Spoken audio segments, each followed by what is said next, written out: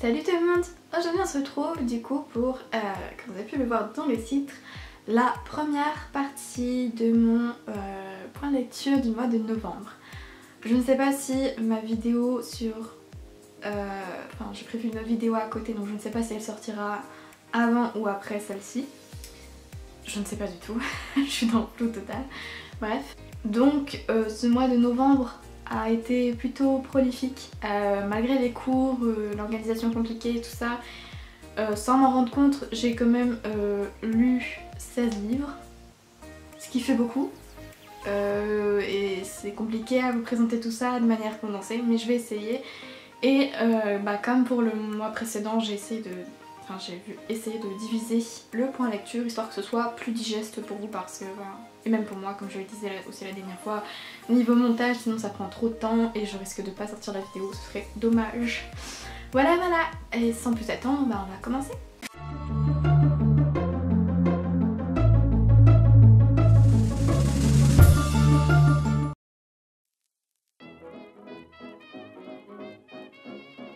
Ce mois de novembre, je l'ai commencé avec, si on peut dire commencer, j'ai terminé un livre qui traînait depuis un moment quand même, La pensée straight de Monique Wittig. Pour moi c'est un livre très important à lire, c'est vraiment un livre qui fait réfléchir.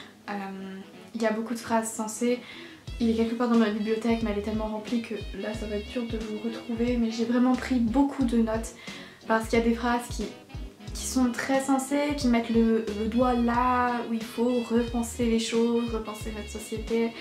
Ça fait voir que parfois on se trompe dans notre engagement, on pense des choses qui au final sont révélatrices de ce qui ne va pas dans notre société. Voilà, donc pour moi c'est vraiment une lecture un peu obligatoire quand on a un engagement féministe, quand on veut réfléchir, repenser la place de la femme dans la société, repenser la façon dont la société nous conditionne à être femme, comment on se considère comme femme, bref.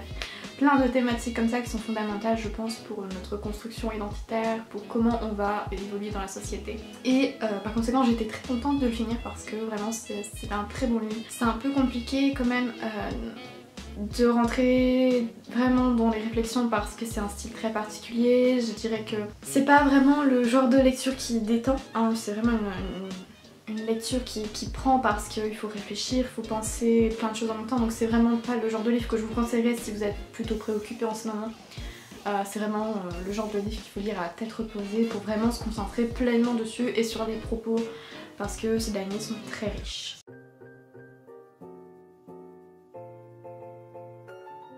Alors ensuite j'ai poursuivi mon mois de novembre avec une lecture en VO et du coup je voulais parler de My Brother's Name is Jessica de John Boyne. Alors j'avais un peu peur, j'avoue, de voir des propos pas logiques qui véhiculeraient une image fausse de la transidentité. Je ne suis pas spécialiste dans la transidentité donc certainement que moi aussi j'ai dû louper des maladresses. Parce que déjà de mon point de vue j'en ai vu quelques-unes, mais il est quand même important de préciser qu'à la fin l'auteur a fait une petite note pour préciser qu'il a essayé de se renseigner mais il n'est pas spécialisé dans la question, il a vraiment essayé d'aborder cette thématique au sein de la littérature, notamment auprès d'adolescents, et que pour lui c'était important de le faire mais qu'après il y a forcément des maladresses qui se sont glissées et que c'était pas son intention de blesser les personnes transgenres. Personnellement j'ai quand même bien aimé l'histoire, il y avait quelques moments où ça n'était pas très réaliste quand même parce que les personnes transgenres souffrent quand même plus que ce qui est décrit dans le livre,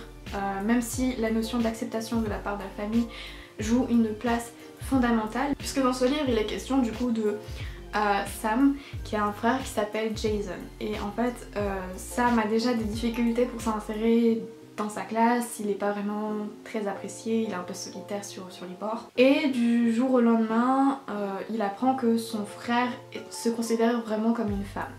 Et que par conséquent, Jason veut qu'on le considère comme femme tout le temps, il veut être Jessica parce que c'est comme ça qu'il se sent, il ne se sent pas homme, il ne se reconnaît pas dans ce qu'on lui demande d'être. Ce que j'ai trouvé particulièrement touchant c'est la façon dont Sam appréhende cette nouvelle identité parce que ça va forcément avoir des répercussions dans sa vie parce que les gens de la classe forcément ne comprennent pas ce changement d'identité, ils comprennent pas pourquoi Jason change à ce point et ça retombe sur Sam en même temps que ça retombe sur Jessica forcément. Et ce qui m'a semblé vraiment touchant, c'est toute cette réflexion de la part de Sam qui a beaucoup de mal à accepter, vraiment. Je trouve que c'était plutôt réaliste de ce point de vue là, c'est que Sam représente vraiment cette difficulté à accepter qui est Jessica, ce cheminement progressif mais néanmoins long vers l'acceptation. Et puis même de la part des parents, c'est pareil, c'est le même processus très long, très laborieux pour accepter ce qui pourtant ne fait pas de doute. Jason n'est pas Jason, il est Jessica, enfin elle est Jessica. Donc malgré les maladresses et je pense parfois le manque de réalisme, j'ai quand même pas mal apprécié ma lecture. Je trouve que niveau anglais c'est plutôt accessible aussi. Personnellement j'ai pas eu de difficultés lors de ma lecture. Donc si vous êtes un amateur dans la lecture de livres VO, vous pouvez foncer aussi.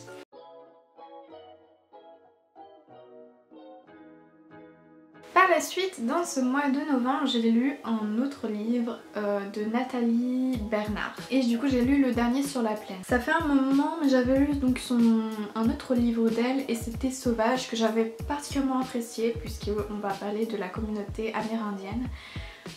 Et là du coup il est question dans le livre le dernier sur la plaine du dernier chef Comanche, je sais pas comment on dit, je suis désolée, j'écorche, qui a essayé du coup de perpétuer les traditions de son peuple, qui s'est battu pour que celui-ci survive aux crimes commis par la communauté américaine.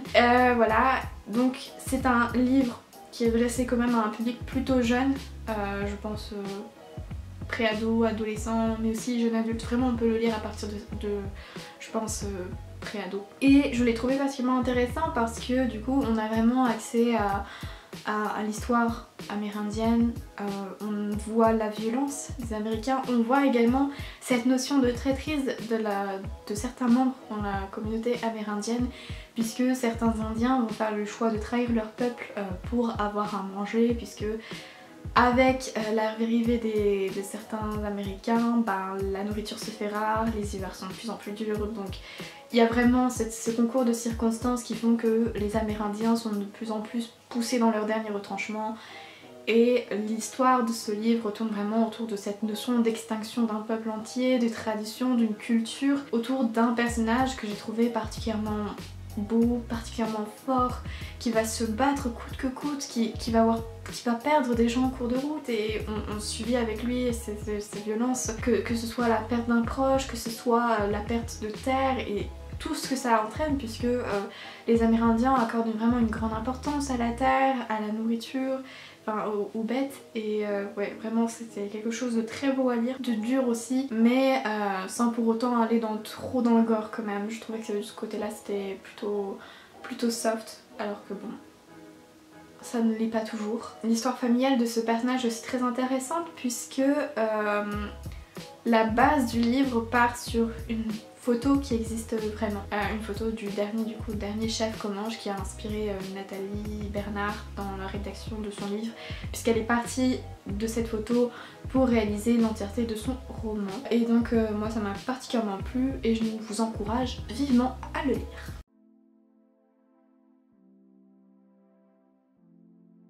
Par la suite du coup j'ai lu le premier tome de la saga de Kaisha de Elisabeth Camiron. Alors pour moi ça a été une lecture que j'appréhendais un peu parce que je ne suis pas très fantasy et j'avais un peu peur vu la couverture que ce soit vraiment un livre fantasy un peu bateau, très centré sur le public enfant, pré-ado, ado, et ça me faisait un peu peur. Et pourtant pas du tout, je l'ai trouvé vraiment très prenant. C'est un univers plutôt simple en soi, mais en même temps il fonctionne bien avec plusieurs communautés sur des territoires différents qui cohabitent plus ou moins, on va dire plus ou moins bien. Et donc on va suivre du coup le personnage de Kaisha qui ne s'appelle pas comme ça au début. Elle vit auprès d'une femme qui recueille plein d'enfants abandonnés. Et puis Kaisha apprend un beau jour qu'en fait elle est un enfant de deux mondes. C'est-à-dire que son père est issu d'un autre monde, sa mère d'un autre. Et comme elle a grandi dans le pays où elle vit avec sa mère adoptive, elle considère qu'elle est l'enfant des trois mondes. Et malheureusement, Keisha se rend rapidement compte que les enfants dits de deux mondes ne sont pas du tout acceptés dans la société de manière générale. Ils sont châtiés, ils sont répudiés, ils sont vraiment mis de côté.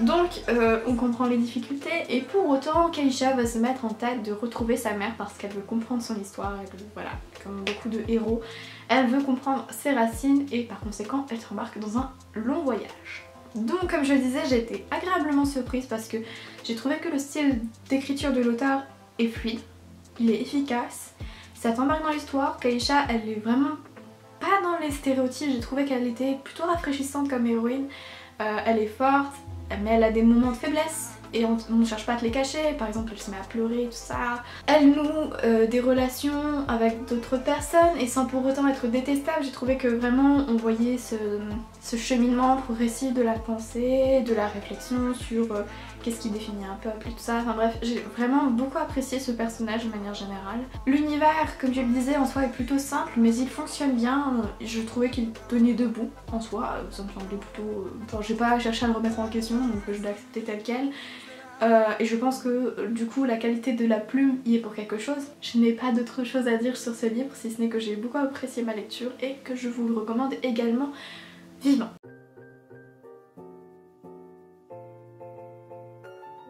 Par la suite du coup j'ai lu Ni vu ni connu par le collectif Georgette Sand. Alors ce livre je vais vous le présenter très rapidement. C'est un recueil de personnalités féminines qui sont méconnues, qui sont tombées dans l'oubli dans l'histoire de manière générale. Et pourtant qui ont apporté chacune quelque chose à cette histoire, mais qui ont été soit cachées par les hommes, soit juste elles ont été mises de côté, elles n'ont pas été suffisamment mises en lumière alors que par exemple leurs travaux ont permis à d'autres chercheurs masculins de s'illustrer. Donc j'ai trouvé l'initiative très belle, juste. La forme générale du livre était plutôt efficace. On a une photo, une courte biographie, puis on nous explique ce que la personne a apporté dans l'histoire, ainsi que des liens vers d'autres personnalités. Et personnellement, comme j'écris beaucoup, je trouve que c'est un livre qui est très inspirant, surtout si on cherche une personnalité féminine à mettre dans notre histoire, à révéler vraiment au grand public. Donc rien que pour ça, je pense que c'est un livre qui mérite d'être lu. C'est pas une lecture récréative, c'est vraiment une lecture pour comprendre, pour connaître d'autres personnes, et d'autant plus de femmes, parce que on n'en étudie pas assez, voilà. Donc je le recommande également.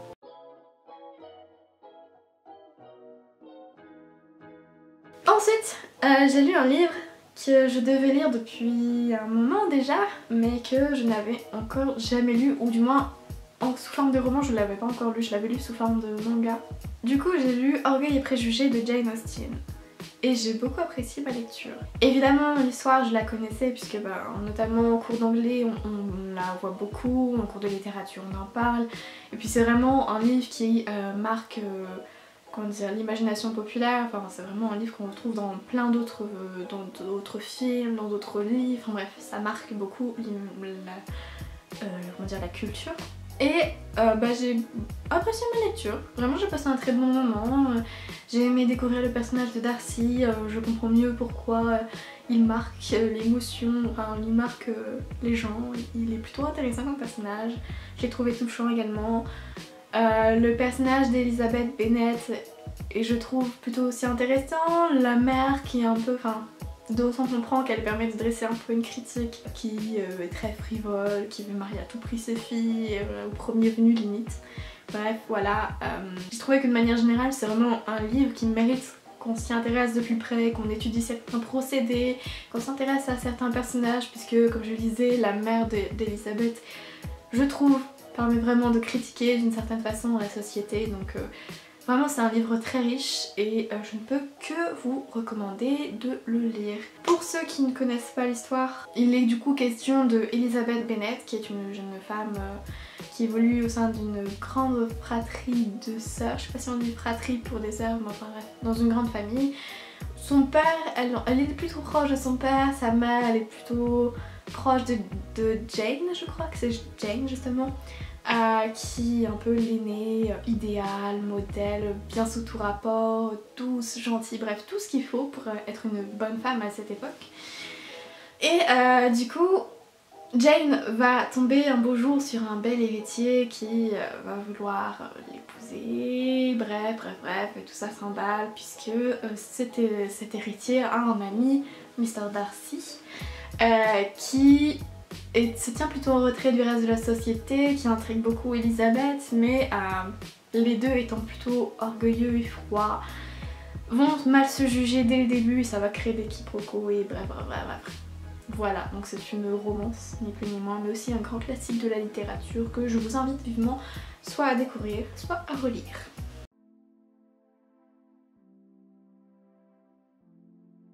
Par la suite, dans mon mois de novembre, j'ai lu Mensonge de J.P. Delaney, je sais pas comment on dit, ou J.P. Delaney. Comme d'hab, moi et les noms, voilà.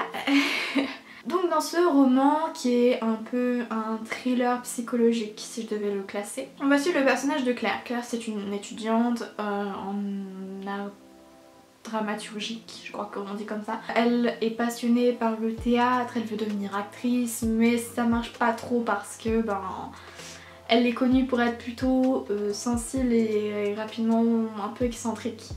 C'est-à-dire qu'elle a eu des histoires dans le milieu et forcément, du fait du bouche à oreille, des portes lui ont été fermées. Et donc elle est partie je crois aux États-Unis pour retenter sa chance. Claire elle est amie avec un ancien policier qui est devenu détective privé et qui utilise ses services pour aider des femmes notamment à savoir si leur mari est infidèle ou pas.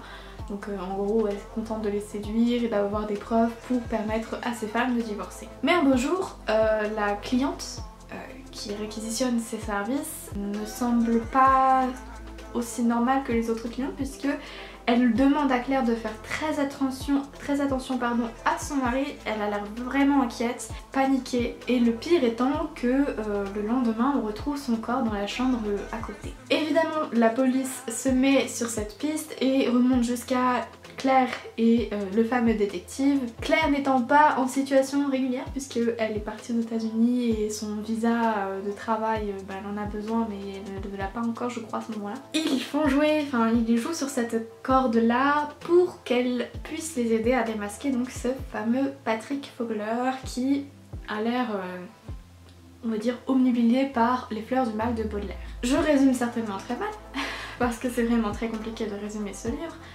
Mais c'est un livre où vraiment je me suis sentie manipulée dans tous les sens par l'auteur, vraiment je n'ai rien vu venir.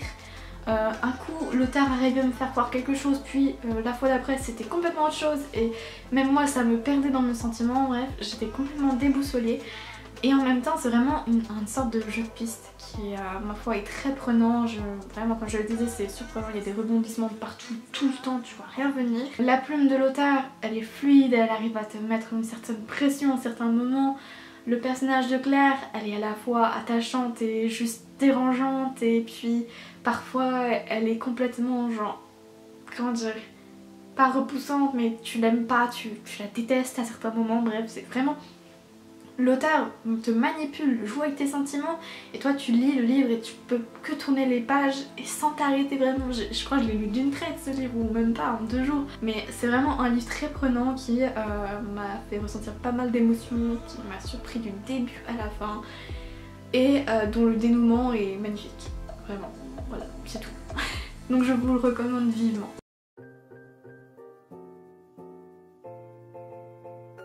Je vais terminer du coup cette première partie du point lecture avec un livre qui ma foi ne m'a pas plu et du coup je vais parler du premier tome de Castellato de Emma Mars qui pour moi était une déception, que j'ai arrêté vraiment le livre, j'ai pas pu continuer, je crois que j'ai arrêté aux premières pages ou sans première page parce que l'histoire veut je crois te parler d'une Venise à l'époque de la Renaissance. Je ne sais plus exactement l'époque, je suis désolée, c'est un peu flou. De l'ancienne Italie avec les rues de prostituées. Et donc nous on suit, c'est une des prostituées qui va évoluer dans la cité. Alors que les religions, comment dire, il y a des tensions niveau religion qui font que la vie des prostituées devient de plus en plus compliquée. Et on comprend du coup que notre héroïne veut quitter la ville mais que ça va être plus compliqué que ce qu'elle pensait. Alors que déjà c'était pas facile. voilà. Ça plante bien le décor d'une manière générale. La quatrième de couverture, cependant, ne mentionne pas à quel point la religion va occuper une place importante. Et personnellement, j'ai eu pas mal de difficultés puisque les 100 premières pages, il n'y a pas d'action. Pour moi, c'est quand même important que dès le départ, on instigue. Ouais, je crois que c'est ça. On instigue un rythme. On crée un peu d'action, même si pas beaucoup d'action, mais là vraiment j'ai trouvé qu'il n'y en avait aucune. On va juste présenter tout le... je crois que c'est toute l'Italie de cette époque là et non. Moi j'avais davantage envie de lire un livre sur la question des prostituées, sur leur point de vue et au final on va plus te parler de l'organisation de la cité, on va te parler des religions. En fait je suis arrivée vers 100 pages et j'étais déjà fatiguée de lire, je lisais entre les lignes et quand je suis pas obligée de lire le livre et que je commence à lire entre les lignes, je préfère m'arrêter parce que je trouve ça un peu manquer de respect à l'auteur que de pas faire attention au choix des mots et tout ça. Donc j'ai préféré m'arrêter là et puis voilà. Après, si vous êtes vraiment intéressé par la manière dont l'Italie était organisée, je crois vraiment, je sais plus exactement l'époque, j'essaierai de vous mettre si je retrouve, mais si vous êtes intéressé par l'Italie de la Renaissance avec les religions, la question de la sexualité à la même époque, foncez, mais moi ça ne l'a pas fait et donc voilà.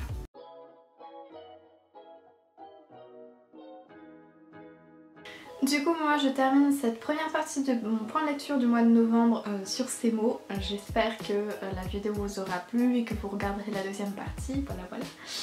Et puis moi je vous dis à très bientôt pour une prochaine vidéo. Salut!